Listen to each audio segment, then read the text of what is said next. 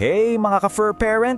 Siyempre, mahal na mahal natin tong mga best friend natin, di ba? Pero sa gitna ng lahat ng laro at lambingan, naisip mo na ba, paano kung may mangyari? Paano mo siya poprotektahan? Kasi, aminin natin, isa sa mga pinaka nakakatakot na moments, yung bigla na lang magkakasakit ang aso natin.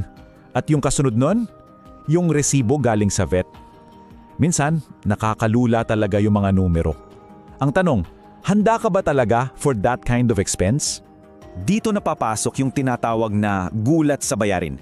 Yung moment na ang focus mo dapat paano gagaling yung alaga mo, pero biglang kailangan mo ring isipin kung saan kukunin yung pambayad. Alam mo yun, ang sakit sa puso na mamili between the best medical care at kung ano lang yung kayang-kaya ng budget. Pero paano kung sabihin ko sa'yo na may paraan para mabawasan niyang alalahanin na yan? Okay, ang solusyon dito actually, pamilyar sa ating lahat. Eto na, ipapakilala ko sa inyo ang dog insurance. Huwag kang ma-intimidate sa term na yan, okay? Simple lang to. Isipin mo na lang para siyang HMO or health card.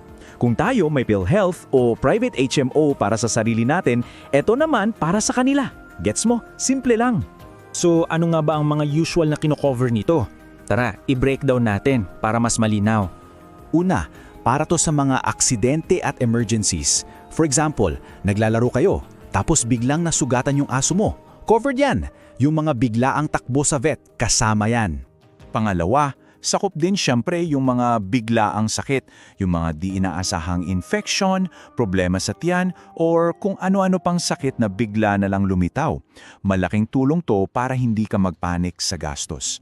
And third, may mga plano rin na tumutulong sa routine care. Diyan pumapasok yung mga bakuna at regular checkups. Kasi di ba, prevention is always the best protection.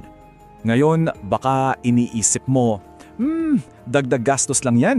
Pero teka, yung usapan dito, it's more than just about the money. May mas malalim na dahilan kung bakit sobrang halaga nito. Alam mo kung anong number one benefit nito? Peace of mind. Yung kapanatagan ng loob, yung alam mong kapag may nangyari sa aso mo, ang magiging desisyon mo ay based sa kung anong pinakamabuti para sa kanya, hindi lang sa kung ano ang kaya ng bulsa mo. And that feeling, priceless yan. Okay, so paano ba magsimula? Sobrang simple lang. Just 3 easy steps. Una, mag-research ka. Tingnan mo kung anong mga kumpanya ang nag-o-offer nito dito sa Pilipinas. Pangalawa, i-compare mo yung mga plano. Tignan mo yung coverage, yung presyo, at kung ano yung pinakabagay sa lifestyle ng aso mo. At panghuli, piliin mo yung plano na mag-aalaga hindi lang sa aso mo, kundi pati sa peace of mind mo. At siyempre, isang napakahalagang paalala, for major decisions like this, laging kumonsulta sa mga professionals. Magtanong ka sa inyong trusted na veterinarian or even a financial advisor. Sila yung best na makakapag-guide sa'yo para makagawa ka ng tamang desisyon. Kung love mo ang mga aso, aba, please join the Chill Dog family. Ang dami pa naming tips, tricks at super adorable moments na parating. So don't miss out. Mag-subscribe na kayo ngayon.